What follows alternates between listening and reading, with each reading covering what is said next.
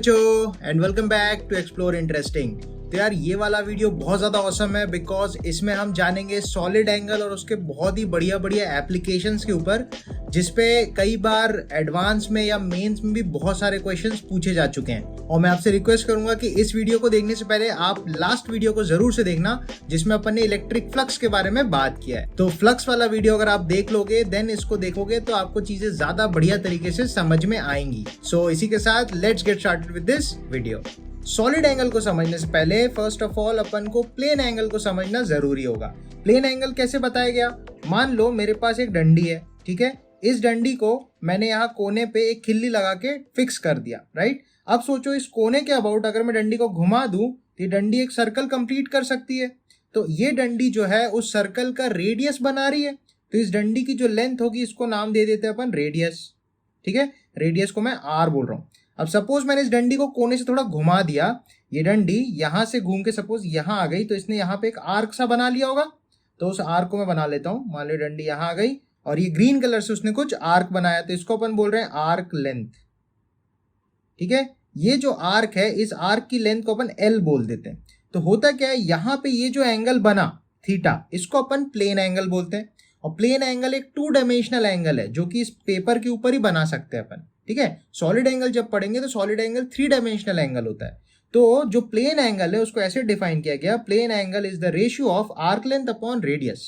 तो यहाँ पे आर्क लेंथ को अपन एल लिख सकते हैं और नीचे रेडियस को आर लिख सकते हैं, राइट। जैसे अपने सर्कुलर मोशन में भी बात किया था, थीटा बराबर एल बाई आर, या फिर हमने जो रिलेशन याद रखा था दैट वाज एल बराबर आर थीटा। इसी रिलेशन से हमने याद करो लीनियर वेलोसिटी और एंगुलर वेलोसिटी में भी रिलेशन निकाला था, v बराबर आर ओमेगा।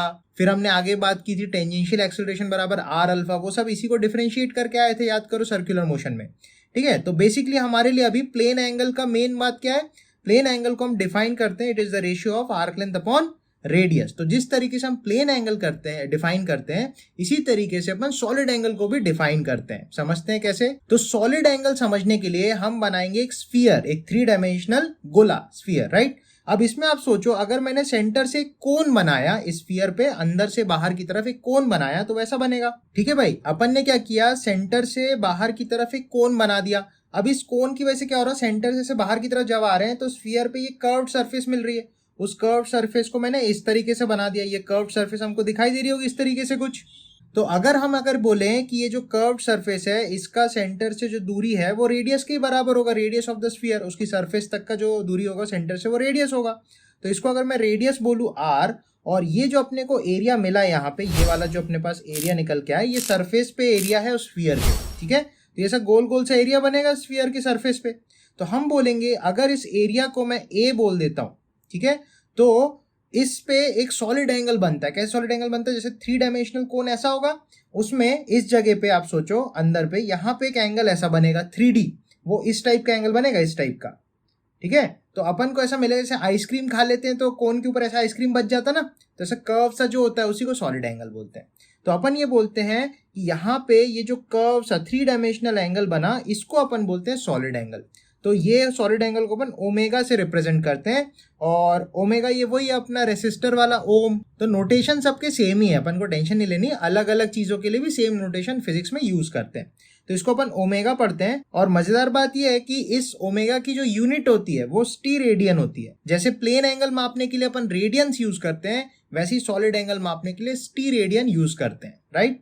तो सॉलिड एंगल की डेफिनेशन क्या होती है? जैसे हमने प्लेन एंगल को डिफाइन किया था आर्क लेंथ अपॉन रेडियस, वैसे ही सॉलिड एंगल को डिफाइन करते हैं ओमेगा बराबर ये जो एरिया सबटेंड हुआ, area of the sphere, curved वाला जो एरिया है, area of the sphere subtended upon जो भी रेडियस है उसका स्क्वायर। इस स्फीयर का जो रेडियस है उसका स्क्वायर करते हैं। इंटरेस्टिंग बात यह है कि ये भी एक डायमेंशनलेस पैरामीटर है। जैसे अपना प्लेन एंगल एक डायमेंशनलेस पैरामीटर है, क्योंकि आर्क लेंथ अपॉन रेडियस का जो रेशियो है उसमें ऊपर भी लेंथ है नीचे भी लेंथ है, लेंथ लेंथ कैंसिल आउट हो जाएगी। तो अपन को जो प्लेन एंगल होता है वो एक डायमेंशनलेस चीज मिलती है, डायमेंशनलेस फिजिकल क्वांटिटी मिलती है। तो उसका जो यूनिट होता है वो रेडियन होता है। उसी तरीके से जो अपना सॉलिड एंगल होता है ये भी एक डायमेंशनलेस फिजिकल क्वांटिटी है। इसमें जो एरिया और दूरी का स्क्वायर आप ले रहे हो, एरिया भी देखो एल स्क्वायर डायमेंशन होती है और आर का भी डायमेंशन एल होता है, तो आर स्क्वायर का एल स्क्वायर। तो ऊपर का डायमेंशन नीचे का डायमेंशन कैंसिल आउट, तो ये भी एक डायमेंशनलेस क्वांटिटी मिलती है हमको। तो इस तरीके से हमारा जो सॉलिड एंगल है it is defined by a upon r square, इसको ध्यान रखना है। सॉलिड एंगल के बहुत सारे इंटरेस्टिंग एप्लीकेशंस है जिससे बहुत सारे क्वेश्चन बहुत ही इजीली आप सॉल्व कर सकते हो। अगर आपको सॉलिड एंगल का कॉन्सेप्ट समझ में आ जाएगा ना तो आप वो वाले क्वेश्चन को चुटकी बजा के एक सिंगल लाइन में सॉल्व कर सकते हो। और अगर सॉलिड एंगल नहीं आता तो आपको बहुत बड़े बड़े डेरिवेशंस भी करने पड़ेंगे, इंटीग्रेशंस करने पड़ेंगे, ठीक है। तो वो मैं एक एग्जांपल लेके आपको समझाऊंगा किस तरीके से ये होता है। तो यहाँ पे अपन को एक और चीज समझनी है कि अगर मैं 2 डायमेंशंस में सोचूं, जो ये मेरे पास कोन मिला, इसी कोन को अगर 2D में सोचूं तो इस कोन के याद है यहाँ पे कोने में अपन एंगल लेते हैं, उसको अपन एपेक्स एंगल भी बोलते हैं, सेमी एपेक्स एंगल। कोन का एंगल जो होता है उसको अपन बोलते हैं, राइट। तो अगर मैं बोलूं ये कोन यहाँ पे 2 डायमेंशनल प्लेन एंगल थीटा बना रहा है तो उस थीटा में और सॉलिड एंगल में क्या रिलेशनशिप है ये अपन डिस्कवर करते हैं, ठीक है। उसके लिए अपन को क्या चाहिए होगा, ये जो अपन ने एरिया लिया है ना, ये एरिया अपन को निकालना पड़ेगा पहले। अगर मेरे पास ये एरिया इस थीटा के टर्म्स में आ गया तो मैं इस सॉलिड एंगल को उस थीटा के टर्म्स में रिलेट कर पाऊंगा, एक इक्वेशन आ जाएगी, उससे अपन बहुत ज्यादा एप्लीकेशंस में यूज कर पाएंगे, बहुत ही इजीली ये चीज हो जाएगी। चलो देखते हैं इस चीज को। तो यहाँ पे मैं वही वाले कोन को अलग करके ले आया हूँ, ठीक है।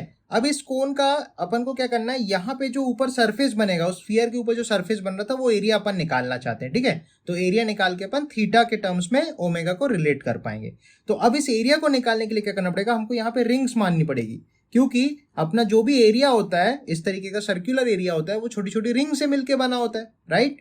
तो अगर ये चीज आपको और अच्छे समझनी है तो आप मेरा ये पिज्जा वाला प्रॉब्लम जरूर से देखना, इसमें आपको इस टाइप के कॉन्सेप्ट को समझने में बहुत आसानी होगी और उस कॉन्सेप्ट को आप सीख जाओगे, ठीक है। तो अब हमको क्या करना है, इस एरिया को छोटी छोटी रिंग्स में बनाना है। तो अपन एक एलिमेंटल रिंग ले लेते हैं। तो इमेजिन करो मैंने एक बहुत ही पतली सी एलिमेंटल रिंग मान ली है, ठीक है। इस रिंग की मोटाई जो है वो हमारे पास है सपोज कुछ dx, और इसका जो रेडियस है यहाँ से, इसको इस तरह बना लेते हैं, इसका जो रेडियस है यहाँ से वो x है मान लो, ठीक है। अब ये जो रिंग है पतली सी, ये सेंटर पे कुछ एंगल सबटेंड कर रही है, वो अपन बना लेते हैं। तो हम ये बोलेंगे अगर ये सेंटर पे एक छोटा सा एंगल d फाई बना रही है और इस रिंग का जो हमने रेडियस लिया है इसको कुछ फाई एंगल पे लिया है, क्योंकि फाई वेरी करेगा। आप सोचोगे जो सबसे छोटी रिंग होगी वो बीचों बीच बनेगी, वो 0 एंगल फाई बनाएगी सेंटर पे। ऐसे कर करके जब एंगल बड़ा होता जाएगा, मतलब जब रिंग्स बड़ी होती जाएंगी तो ये एंगल भी बड़ा होता जाएगा, और बड़ी होते होते फाइनली आखिरी वाली रिंग बनेगी सबसे दूर वाली, जो कि थीटा एंगल पे बनेगी। तो फाई अपना वेरिएबल बनेगा, जब इंटीग्रेशन की लिमिट लगाएंगे ना तो फाई में लिमिट चलेगी 0 से लेके थीटा एंगल तक में, ठीक है। तो सारी रिंग्स कवर हो जाएगी। अब हमको ये समझना है कि इस एलिमेंटल रिंग का जो रेडियस है x, उस x को अपन ये r उस अपने कोन का, उस स्फीयर का रेडियस है एक्चुअली, ठीक है। तो अपन बोल सकते हैं इस x को अपन r के टर्म्स में कैसे लिख सकते हैं भाई। तो देखो यहाँ पे एक राइट एंगल ट्रायंगल फॉर्म हो रहा है इस तरीके से, ये 90 डिग्री है, ये एंगल फाई है, तो ये अपना x है। तो क्या ये रेडियस नहीं हो जाएगा, बिल्कुल रेडियस ही होगा। तो अगर ये रेडियस है तो ये रेडियस का साइन कंपोनेंट और ये रेडियस का कॉस कंपोनेंट, इसको याद करो आप ऐसे। अगर ये r है जिसके साथ एंगल उसके साथ कॉस, तो ये r cos फाई बना दिया मैंने ये वाला, और ये वाला हो जाएगा r sin फाई, राइट। तो इस तरीके से आप लिख सकते हो x की वैल्यू को r sin फाई, ठीक है। अब अपन को क्या चाहिए, अपन को इस एलिमेंटल रिंग का एरिया निकालना है, और ऐसी सारी रिंग्स के एरिया को अगर मैं जोड़ दूंगा तो ये पूरा सरफेस एरिया निकल आएगा, वही अपना मोटिव है, राइट। तो एरिया ऑफ एलिमेंटल रिंग, तो इस एलिमेंटल रिंग का एरिया आप कैसे निकालोगे, सपोज इस रिंग का जो लेंथ है अगर मैं इसको काट दूं और लंबा कर दूं तो उसका सरकमफ्रेंस ही खुल जाएगा रिंग का, राइट। तो अपन बोलेंगे इसका जो लंबाई होगा वो इस रिंग का सरकमफ्रेंस होगा, तो इसकी लंबाई कितनी होगी 2πx, ठीक है। और इस रिंग की जो मोटाई है उस मोटाई की वैल्यू कितनी है dx, राइट। अच्छा, अब मैं क्या करना चाहता हूं, ये मुझे इस रिंग का एरिया मिल गया। अगर मैं इसको इंटीग्रेट कर दूं तो अपना काम बन जाएगा, पूरा एरिया मिल जाएगा। लेकिन अपना मुद्दा क्या है, अपन थीटा में इस फाई के टर्म्स में लाना चाहते हैं 0 से थीटा एंगल तक, क्योंकि हमको थीटा में रिलेशनशिप चाहिए, राइट। तो मैं क्या करूंगा, यहाँ पे इस x को रिप्लेस कराऊंगा फाई और डी फाई से, ताकि हमारा इंटीग्रेशन 0 से थीटा बन सके, ठीक है। तो आप देखो यहाँ पे सबसे इंपॉर्टेंट चीज क्या है कि अगर ये रेडियस r है और ये छोटा सा एंगल डी फाई है, तो क्या मैं इस छोटे से आर्क लेंथ को r डी फाई नहीं बोल सकता, dx बराबर r डी फाई। ये बिल्कुल इस तरीके से हो रहा है कि ये जो छोटा सा एंगल डी फाई है और ये रेडियस r है, तो ये जो छोटा सा dx है ये एक r की तरफ सोच सकते हैं अपन, तो dx को लिख सकते हैं r डी फाई, बिल्कुल l बराबर r थीटा टाइप से, है ना। तो ये आई होप आपको समझ में आया होगा। अब मैं क्या कर रहा हूँ, dx की वैल्यू यहाँ डाल सकते हैं, अच्छा, और x की वैल्यू भी अपने पास ये है ही सही फाई के टर्म्स में, राइट। तो अपन क्या करेंगे, यहाँ पे वैल्यू डाल देंगे, यहाँ से अपन को टोटल एरिया मिल जाएगा a। तो area of the surface will be 2 pi, x की जगह आप डाल दो r sine phi into dx की जगह डाल दो r d फाई। तो आपको इसका इंटीग्रेशन भी करना है, तो इसका मिलेगा 2 pi r square sine phi d phi. ये इंटीग्रेशन बनेगा भाई। इसको आप इंटीग्रेट करोगे 0 से लेके थीटा एंगल के लिए, सही बात है। साइन का इंटीग्रेशन क्या होता है भाई, साइन का इंटीग्रेशन हो जाएगा कॉस थीटा माइनस में, राइट। तो ये हो जाएगा 2 पाई r स्क्वायर, साइन का हो जाएगा माइनस कॉस फाई, इसमें आप लिमिट डालोगे 0 से लेके थीटा तक की, ठीक है। तो ये आपको क्या मिलेगा, 2 pi r square into minus cos theta, ये हो गई अपर लिमिट, माइनस कॉस 0, सही है। अब आप यहाँ पे नोटिस करो माइनस माइनस प्लस हो जाएगा, तो हो जाएगा +1 माइनस कॉस थीटा। तो हमारे पास जो एरिया निकल के आएगा वो आएगा 2 pi r square 1 minus cos theta. तो ये जो अब एरिया आया है, इससे मैं सॉलिड एंगल को रिलेट करा पाऊंगा। तो अगर अपन वापस से सॉलिड एंगल के बारे में लिखते हैं तो हमको ये देखने को मिलेगा कि सॉलिड एंगल क्या था, सॉलिड एंगल था ये वाला एरिया अपॉन दूरी का स्क्वायर। अब अपन ने एरिया निकाल लिया, एरिया की वैल्यू आई 2 pi r square 1 minus cos theta. तो इस वैल्यू को अगर अपन यहाँ पे रख देंगे तो हमको सॉलिड एंगल और थीटा में रिलेशन मिल जाएगा। देखो r स्क्वायर कट जाएगा, 2 पाई 1 माइनस कॉस थीटा। और ये फिजिक्स की one of the very important equation है जिसके बहुत सारे एप्लीकेशंस ही आपको समझना है, ठीक है। सबसे पहले सोचो, अगर मेरे पास एक हेमीस्फीयर है तो हेमीस्फीयर के लिए सॉलिड एंगल थीटा के टर्म्स में आप कैसे निकाल सकते हो, बहुत ईजी है। जैसे अपने पास मान लो एक हेमीस्फीयर है, तो यहाँ पे जो अपन थीटा डालते हैं वो सेमी एपेक्स एंगल होता है, ठीक है। तो अपन को आधा एंगल डालना होता है, तो हेमीस्फीयर के लिए आधा एंगल कितना होगा, π/2 या 90 डिग्री, राइट। तो अगर आप थीटा की जगह 90 डिग्री रखोगे तो cos 90 तो मर जाता है, cos 90 0 हो जाता है। तो एक हेमीस्फीयर के लिए जो सॉलिड एंगल होता है, सॉलिड एंगल फॉर हेमीस्फीयर, वो कितना आएगा भाई, ये 2 पाई निकल के आएगा। तो एक हेमीस्फीयर के लिए 2 पाई आता है। इसी के साथ अगर मैं एक पूरा स्फीयर लूँ, एक सॉलिड स्फीयर ले लूँ पूरा का पूरा, तो उसके सेंटर पे जो एंगल सबटेंड होगा वो कितना होगा, आप सोच सकते हो क्या। तो अगर हमारे पास एक पूरा का पूरा स्फीयर है तो वो सेंटर पे पाई एंगल सबटेंड करेगा। तो पाई एंगल सबटेंड करेगा तो कॉस पाई अपन को पता है कितना होता है, -1। तो 1 माइनस -1 कितना होगा भाई, +2 हो जाएगा ये। और 2 इंटू 2 पाई विल बी 4 पाई। तो एक पूरा स्फीयर अगर है तो उसका सॉलिड एंगल 4 पाई होता है। एक हेमीस्फीयर है तो उसका सॉलिड एंगल 2 पाई होता है। तो इसको ध्यान रखना, ठीक है। सॉलिड एंगल को भी अपन 2 पाई के टर्म्स में, इसकी यूनिट तो स्टीरेडियन होगी ऑब्वियसली, ऐसे अपन बता सकते हैं, ठीक है। अब फटाफट से देखते हैं इसके एप्लीकेशंस कैसे होते हैं। तो हमारे पास एक चार्ज Q दे रखा है और हमसे क्वेश्चन में पूछता है कि चार्ज में से जैसे ऐसे इलेक्ट्रिक फील्ड लाइन जाएंगी, तो हमसे ये पूछता है इस सर्कुलर डिस्क या सर्कुलर रिंग वाले जो एरिया है, इसमें से इस चार्ज की वजह से कितना फ्लक्स पास आउट होगा, ये हमसे क्वेश्चन में पूछता है। तो ये निकालने के दो रास्ते हैं। पहला रास्ता तो है सॉलिड एंगल से, जो खटैक से एक लाइन में आएगा, और दूसरा मेहनत वाला रास्ता है इंटीग्रेशन से। तो मैं आपको एक बार इंटीग्रेशन वाला रास्ता दिखा देता हूं तो आपको थोड़ा समझ में आएगा कि सॉलिड एंगल से करना कितना ज्यादा इफेक्टिव और आसान होता है। तो अगर मुझे इसकी वजह से फील्ड का फ्लक्स निकालना है तो सबसे पहले हम ये सोचेंगे, इस क्यू की वजह से ऐसे कुछ फील्ड जा रही होगी, मान लो कुछ ई फील्ड जा रही होगी एक पतली सी रिंग से, जिसको अपन एलिमेंटल रिंग लेंगे, राइट। तो इस रिंग की जो मोटाई है, सपोज अपने पास कुछ dx है, अच्छा x तो ऑलरेडी ले रखा है, मान लो कुछ d स्मॉल r है, ठीक है। और इस एलिमेंटल रिंग का जो रेडियस है ये मैंने स्मॉल r ले लिया। तो इस पतले से रिंग में से जो इलेक्ट्रिक फील्ड जा रही होगी वो इलेक्ट्रिक फील्ड का हमको हिसाब लगाना, राइट। तो मैं बोल सकता हूं ये जो अपनी इलेक्ट्रिक फील्ड जा रही है ना, ये वाली, तो इसका एक कंपोनेंट इधर आएगा, एक कंपोनेंट इधर आएगा। वैसे करके यहां से भी एक इलेक्ट्रिक फील्ड ऐसे जाएगी, उसका एक कंपोनेंट इधर आएगा, एक कंपोनेंट इधर आएगा। तो ये दोनों कैंसिल आउट हो जाएंगे। तो जो भी फ्लक्स होना है वो इस हॉरिजॉन्टल कंपोनेंट्स की वजह से ही होने वाली है। तो इस रिंग में से जितने भी horizontal components of electric field जाएंगी उन्हीं का फ्लक्स होगा। तो वो अपन को कैलकुलेट करना है, राइट। तो अपन समझते हैं, अगर इस ई का एक इधर पे मान लो कंपोनेंट आएगा, क्या आएगा, ई कॉस थीटा। ये एंगल को मैं थीटा बोल रहा हूँ, ये एंगल थीटा, तो अपना ये एंगल भी थीटा हो जाएगा, राइट।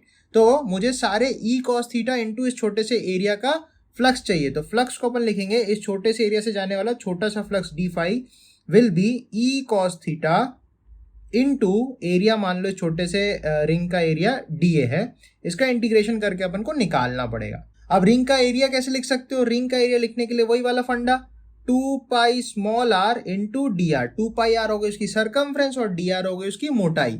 तो अगर मैं इस 2 पाई आर को कट करके इस लंबा कर लूं तो लंबाई हो गई 2 पाई आर और चौड़ाई हो गई डी आर। तो इसका area length into breadth 2 pi are d are हो जाता है। तो ये अपना छोटा सा एरिया डी ए हो गया। अच्छा, किसी भी चार्ज की वजह से इस पॉइंट पे अगर फील्ड लिखनी हो कैसे लिखेंगे?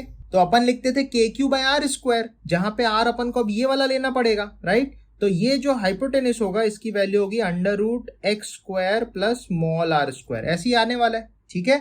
तो अगर मैं इलेक्ट्रिक फील्ड की वैल्यू लिखूंगा के q upon x square plus r square, ठीक है? वो जो रूट है वो हट जाएगा क्योंकि अपन स्क्वायर करेंगे। तो ये हो गया E into cos theta. Cos theta क्या होगा? देखो इस राइट एंगल ट्राइंगल में आप कॉस थीटा लिख सकते हो बेस अपॉन हाइपो। तो ये हो जाएगा x upon under root x square plus r square, ये हो गया E cos theta. Into area भी करना पड़ेगा तो आप लिखोगे 2 पाई आर डी आर। अब यहाँ पे अपना वेरिएबल कौन है? वेरिएबल अपना आर है। तो आप इंटीग्रेट करोगे 0 से लेके कैपिटल आर के लिए। तो जब आप इंटीग्रेशन करोगे तो आपके तो तोते उड़ जाने हैं, ठीक है? मैं करके एक बार दिखा देता हूँ। देखो के को लिख लो 1/4 पाई एप्सिलॉन नॉट, यहाँ पे आ जाएगा क्यू और 2 पाई आ जाएगा ऊपर, आर भी आ जाएगा ऊपर, ठीक है? अच्छा आर तो वेरिएबल है, आर को रखो इधर, एक्स को इधर रख लो और यहाँ पे आ जाएगा r d r upon x square plus r square की पावर 3/2 का इंटीग्रेशन हमको करना है 0 से लेके कैपिटल आर तक, ठीक है? आई होप आपको समझ में आ रहा होगा। तो यहाँ पे देखो सबसे पहले पाई से पाई उड़ा दो, ये 2 से ये 2 कटेगा तो बचेगा Q upon 2 epsilon not into x, है ना? तो हो जाएगा Q upon 2 epsilon not into x. ये इंटीग्रेशन अपन को करना है। अब यहाँ पे इंटीग्रेशन बाय सब्स्टिट्यूशन अपन लगाएंगे। मान लो अगर डिनोमिनेटर को r square plus x square को मैं कुछ के स्क्वायर मान लेता हूँ, ठीक है? तो अगर मैं बोलूँ r square plus x square को मैं के स्क्वायर बोल देता हूँ, तो इस एक्सप्रेशन को अगर मैं आर के रिस्पेक्ट में डिफरेंशिएट करूँ तो एक्स तो मर जाएगा क्योंकि यार एक्स तो कांस्टेंट है। तो हमको मिलेगा 2r dr बराबर 2k dk, ठीक है? ऐसे करके ऊपर ऊपर डिफरेंशिएट किया तो 2 से 2 कट जाएगा और अपन को आर डी आर की वैल्यू क्या मिलेगी? के डी के। तो अपन यहाँ पे ऐसा लिख सकते हैं Q x upon 2 epsilon not और ये बन जाएगा के डी के। और नीचे देखो, नीचे जब आप यहाँ पे के स्क्वायर डालोगे तो के स्क्वायर ये पावर 2 से कैंसिल हो जाएगा तो नीचे बचेगा के का क्यूब। अब के का क्यूब ऊपर से 1 से कट जाएगा तो नीचे के का स्क्वायर बचेगा, ठीक है? आई होप आपको समझ में आ रहा होगा। तो नीचे बचेगा के का स्क्वायर। अच्छा, इंटीग्रेशन में लिमिट क्या डालोगे? जब आप आर की वैल्यू 0 डालोगे तो इस एक्सप्रेशन में आर की वैल्यू 0 डालने पे के की वैल्यू एक्स आ जाएगी तो लोअर लिमिट होगी एक्स। इसी तरीके से अपर लिमिट में क्या करोगे? जब आप छोटे आर की वैल्यू कैपिटल आर डालोगे तो आपकी लिमिट हो जाएगी अंडर रूट में capital R square plus x square, ठीक है? अब अपन को क्या करना है? इसको सॉल्व करना है। तो हो जाएगा Q x upon 2 epsilon not और के स्क्वायर का इंटीग्रेशन आप करोगे तो -1/k बनेगा, ठीक है? और इसको आप डालोगे एक्स से लेके under root r square plus x square, ठीक है? ये लिमिट हो जाएगी इसकी, सॉरी। तो इसको आप ऐसा लिखना आगे Q x upon 2 epsilon not, ठीक है? ये एक्चुअली आपको मिलेगा, ऐसा कुछ मिलेगा 1/x minus 1/ under root r square plus x square. अब देखो यहाँ पे क्या करोगे आप? इस x को अंदर जब मल्टीप्लाई करोगे तो इससे कट के 1 बन जाएगा, ये इधर पे आ जाएगा तो ऊपर x आ जाएगा। तो हमें जो रिजल्ट मिलता है वो रिजल्ट एक्चुअली में ये मिलता है, मैं यहाँ ऊपर लिख रहा हूँ। हमको मिलता है कितना फ्लक्स जा रहा है फाई इस रिंग से, तो वो हमको मिलता है q upon 2 epsilon not 1 minus x upon under root में R square plus x square. तो ये रिलेशन इतना भयंकर तरीके से डिराइव होता है। इसी को अगर मैं सॉलिड एंगल से निकाल के बताऊं तो 1-2 लाइन में ये आ जाता है। चलो देख लेते हैं कैसे करके। इसको सॉलिड एंगल से सॉल्व करने के लिए आप छोटा सा एक कॉन्सेप्ट समझो कि अगर मैंने एक चार्ज को स्फीयर के बीचों बीच रखा है तो उस पूरी स्फीयर में से कितना फ्लक्स गुजर रहा होगा ये पहले आप समझो, ठीक है? मुझे पता है कि पूरे स्फीयर का जो सॉलिड एंगल होता है वो पूरे स्फीयर का सॉलिड एंगल कितना होता है? 4 पाई। और मुझे पता है इस पूरे 4 पाई में से कितना फ्लक्स जा रहा है, कैसे निकाल सकते हैं? अगर मैं बोलूँ एक चार्ज की वजह से आर दूरी पे फील्ड कितनी होती है, तो जो भी फील्ड होती है वो ऐसे ऐसे करके जा रही होगी परपेंडिकुलर टू द सरफेस। और अगर आप छोटे छोटे एरिया वेक्टर्स भी कंसीडर करोगे, ये सभी एरिया वेक्टर्स इसी फील्ड की दिशा में ही तो होंगे। राइट। तो अपन बोलेंगे ई डॉट ए में जो कॉस थीटा होगा वो हमेशा 0 डिग्री होगा हर छोटे छोटे डी ए के इंटीग्रेशन के लिए। तो मैं बोलूंगा इलेक्ट्रिक फील्ड होती है के क्यू बाई आर स्क्वायर, और छोटे छोटे डी ए करके आप इंटीग्रेट जब करोगे तो डी ए का पूरा पूरा इंटीग्रेशन पूरा स्फीयर का एरिया देगा आपको 4 पाई आर स्क्वायर। तो ये आपको मिलेगा, के को लिख ले रहा हूँ 1/4 pi epsilon not q upon r square, और डी ए का इंटीग्रेशन आपको स्फीयर का एरिया देगा which is 4 pi r square. तो आप देखो 4 पाई आर स्क्वायर कटा, तो जो भी फ्लक्स एक स्फीयर में से जाएगा तो वो अपन लिख सकते हैं Q अपॉन एप्सिलॉन नॉट। तो अगर मैं बोलूं कि 4 पाई सॉलिड एंगल में से Q upon epsilon not flux जाता है तो इतने के सॉलिड एंगल में से कितना जाएगा, ये तो बिल्कुल वही वाली बात हो गई, 1 रुपए की 4 टॉफी तो 10 रुपए में कितने आएंगे, राइट। यूनिटरी मेथड बेसिकली अपन को लगाना है। तो इस सवाल को सॉल्व करने के लिए बिल्कुल आपको यूनिटरी मेथड लगाना है। कैसे समझो, अगर मैं बोलता हूं 4 पाई सॉलिड एंगल में से Q upon epsilon not flux जाता है तो एक सॉलिड एंगल में से कितना जाएगा, Q अपॉन एप्सिलॉन नॉट को डिवाइड कर दो 4 पाई से, ठीक है। ये हो गया एक यूनिट सॉलिड एंगल में से कितना जाएगा। तो इसके सॉलिड एंगल में से कितना जाएगा, तो इसके यहाँ पे जो सॉलिड एंगल बनेगा तो वो सॉलिड एंगल निकालने के लिए हमारे पास रिलेशन है 2 pi into 1 minus cos theta, जहां पे कॉस थीटा का थीटा सेमी एपेक्स एंगल होता है कोन का, राइट। तो अगर मैं निकालना चाहता हूं कि इस एरिया में से कितना फ्लक्स जाएगा तो उसके लिए मैं लिख सकता हूं इसमें मल्टीप्लाई आप कर दोगे इसके सॉलिड एंगल से, and that will be 2 pi 1 minus cos theta. Cos theta कैसे लिखोगे आप इस ट्राइंगल के लिए, ये लिखोगे बेस अपॉन हाइपोटेन्यूज, तो वो आएगा x upon under root r square plus x square. देखो इस तरीके से कितना आसानी से यूनिटरी मेथड से अपन फ्लक्स निकाल सकते हैं इस एरिया से। तो इसको आप जनरली ध्यान रखना कि अगर आपको एक रिंग विंग में से जब भी फ्लक्स निकालना हो तो आप ये ध्यान रखो Q अपॉन एप्सिलॉन नॉट 4 पाई में से जाता है तो इतने में से कितना जाएगा, तो इसका सॉलिड एंगल आप ऐसे करके थीटा के टर्म्स में लिख सकते हो 2 पाई 1 माइनस कॉस थीटा, इसलिए बहुत इंपॉर्टेंट है। अब एक दो आपको बहुत ही बढ़िया HCV और इरोडोव के सवाल में बताता हूँ, और ऐसे सवाल जेई एडवांस में और मेंस में भी आए हुए हैं। तो चलो देखते हैं इनको कैसे सॉल्व करते हैं। तो इसके एप्लीकेशन में सवाल कैसे आते हैं अपन फटाफट से देख लेते हैं। हमको सवाल में ऐसा दिया होता है कि एक यहाँ पॉजिटिव चार्ज है, एक यहाँ नेगेटिव चार्ज है, और हमसे बोलता है कि इस पर्टिकुलर रिंग में उन दोनों चार्जेस के बीच में एक रिंग रख दी है, उस रिंग में से इन दोनों की वजह से कितना फ्लक्स पास होगा। तो आप तो ऐसे सोच सकते हो प्लस चार्ज से फील्ड निकल के माइनस में जाती है तो ऐसे ऐसे करके चली जाती है, राइट। लेकिन अब आपको ये पर्टिकुलर निकालना है कि इस पर्टिकुलर एरिया में से कितनी फ्लक्स जा रही है। तो ये ऐसे देखने में तो बड़ा भयंकर सवाल लग रहा है, पर इसको अपन सॉलिड एंगल से चुटकी बजा के सॉल्व कर सकते हैं, ठीक है। इसका वैसे तरीका क्या होना चाहिए, तरीका तो वही होगा कि आप बीच में एलिमेंटल रिंग मानोगे, इसकी वजह से फील्ड लिखोगे, इसकी वजह से यहाँ फील्ड आएगी, इन दोनों का रिजल्टेंट लोगे, फिर उसको एरिया में इंटीग्रेट करके पूरे मेहनत से करोगे। तो उससे बचने का जुगाड़ ये सॉलिड एंगल ही है। अब यहाँ पे मैंने एक ट्विस्ट ये दिया है कि इस चार्ज की रिंग से दूरी a है और माइनस वाले चार्ज की रिंग से दूरी b है। तो अपन क्या करेंगे, फ्लक्स एक स्केलर क्वांटिटी है तो आप फ्लक्स को कंजर्व भी करा सकते हो। अब ये क्या बात हो गई, आप क्या करो, इसकी वजह से फ्लक्स लिख लो, इसकी वजह से फ्लक्स लिख लो ये रिंग से, और दोनों को ऐड कर दो क्योंकि वो तो स्केलर है, राइट।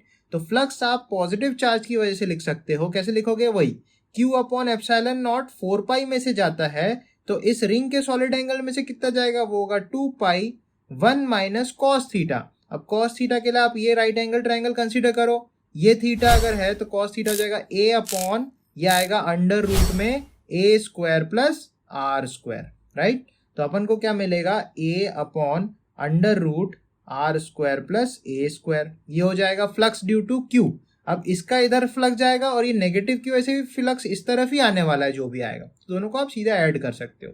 तो प्लस करके लिख दो Q upon epsilon not upon 4 pi into 2 pi 1 minus b upon under root r square plus b square. तो ये करके आप निकाल सकते हो।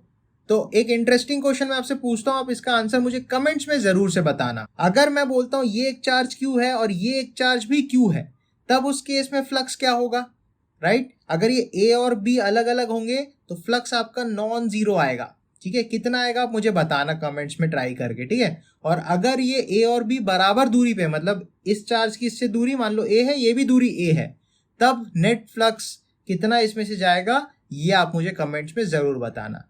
और इसका हिंट मैं आपको हिंट के आंसर ही बता देता हूँ, 0 है, क्योंकि इस तरफ से जितना फ्लक्स आएगा इस तरफ से भी उतना आगे कैंसिल आउट कर देगा। तो सेंटर में से दोनों प्लस चार्ज की वजह से फ्लक्स 0 हो जाएगा। ठीक है, नेक्स्ट एक और जेईई एडवांस में इस टाइप के सवाल काफी पूछे जाते हैं, इसको अपन हैंडल कैसे करते हैं वो सीख लेते हैं। तो हमसे सवाल में एक पूछता है कि हमारे पास एक नॉन कंडक्टिंग सा स्फीयर रखा है, ठीक है, यहाँ पे एक चार्ज क्यू रखा है, इस चार्ज की वजह से इस स्फीयर में से कितना फ्लक्स जा रहा है हमसे पूछता है। तो इसके पूछने के दो तरीके हैं, ध्यान देना, दोनों में आंसर अलग अलग आएंगे, इसको आप पकड़ना। अगर हमसे क्वेश्चन पूछे find the flux coming through the ball surface, through the ball surface माने इससे गुजर के कितनी फ्लक्स आ रही है, तो इसका आंसर हो जाएगा 0। तो इसमें 0 होने का रीजन ये होगा कि यार जितना फ्लक्स एंटर करेगा उतना ही तो निकल भी जाएगा। ठीक है, जैसे जो भी फील्ड लाइंस यहाँ से गुजर रही है, यहाँ से गुजर रही है, राइट, तो जितनी भी फील्ड लाइंस घुस रही है उतनी निकल भी जा रही है। तो net flux through the ball surface अगर पूछता है तो उसका आंसर आप 0 करोगे। परंतु अगर आपसे पूछता है flux passing through the ball, तो इसका आंसर अब 0 नहीं आने वाला है। पासिंग थ्रू द बॉल में आपको ये बताना पड़ेगा कितना एंटर कर रहा है या कितना लीव कर रहा है। तो वैसे तो हमें पता है जितना एंटर कर रहा है उतना ही लीव कर रहा है, तो कोई एक बताना है जो अब 0 नहीं होने वाला। नेट पूछता तो 0 हो जाता।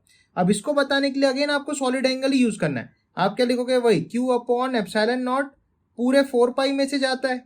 ठीक है, तो अब इसके केस में कैसे जाएगा, उसके लिए आपको क्या करना पड़ेगा, इस पे एक टेंजेंट गिरानी पड़ेगी। उस टेंजेंट से आपको ऐसे करके सोचना पड़ेगा, ये वो रिंग जैसा बनेगा जिसमें से आप फ्लक्स जाएगा। आप ये बीच वाला रिंग नहीं कंसीडर कर पाओगे अब की बार, क्योंकि जहां पे फील्ड लाइन टच करके जाएगी वो टेंजेंट से आपको लेना पड़ेगा, ये आपको समझना है। ठीक है, तो अब आपको इस राइट एंगल ट्राइंगल का कॉस थीटा लेना है। तो आप लिखोगे यहाँ पे Q upon epsilon upon 4 pi into 2 pi 1 minus cos theta. अब देखो कॉस थीटा इस राइट एंगल ट्राइंगल में कैसा होगा, ये होगा आपका बेस और ये अब होगा हाइपोटेन्यूज। तो आप इसको लिखोगे अंडर रूट में x square minus r square. तो यहाँ पे अपना ये आएगा 2 pi 1 minus base upon hypotenuse ना, यहाँ ऊपर आएगा अंडर रूट में x square minus r square upon x. तो इस तरीके से आप समझ सकते हो कि स्फीयर में से कैसे फ्लक्स जा सकता है। जेईई में होता क्या है कि सवाल बहुत इजी आता है, लेकिन ये कि उसको दिमाग से सोच के उसको अप्लाई करने में ही बच्चों की वाट लग जाती है। तो आई होप आपको ये कॉन्सेप्ट बढ़िया तरीके से समझ में आया होगा। इसके कुछ और एप्लीकेशंस अपन गॉस लॉ पढ़ने के बाद देखेंगे। ठीक है, सो इसी के साथ वीडियो को मैं कंक्लूड करता हूँ। आई होप आपको सारे टॉपिक्स बढ़िया तरीके से समझ में आए होंगे। तो अगर आपको कोई भी प्रॉब्लम है आप कमेंट से मुझे जरूर से बताओ कि किस कॉन्सेप्ट में, किस टॉपिक में आपको दिक्कत है। I will definitely help you, और फ्यूचर में अपन और भी चीज़ों पे वर्कआउट करेंगे। ठीक है, और चैनल को सब्सक्राइब नहीं किया तो यार डेफिनेटली से सब्सक्राइब कर लो। आप लोग का सपोर्ट होगा तो अपन और स्टूडेंट्स तक बढ़िया कंटेंट पहुंचा पाएंगे। ठीक है, सो इसी के साथ वीडियो को कंक्लूड करते हैं, फिर मिलेंगे अपन अपने नेक्स्ट वीडियो में जिसमें हम गॉस लॉ के बारे में सीखने वाले हैं। तो इसी के साथ सब लोग बढ़िया से पढ़ते रहो, हेल्दी रहो, खाओ पियो, मस्त रहो। Okay, till then take care and bye bye.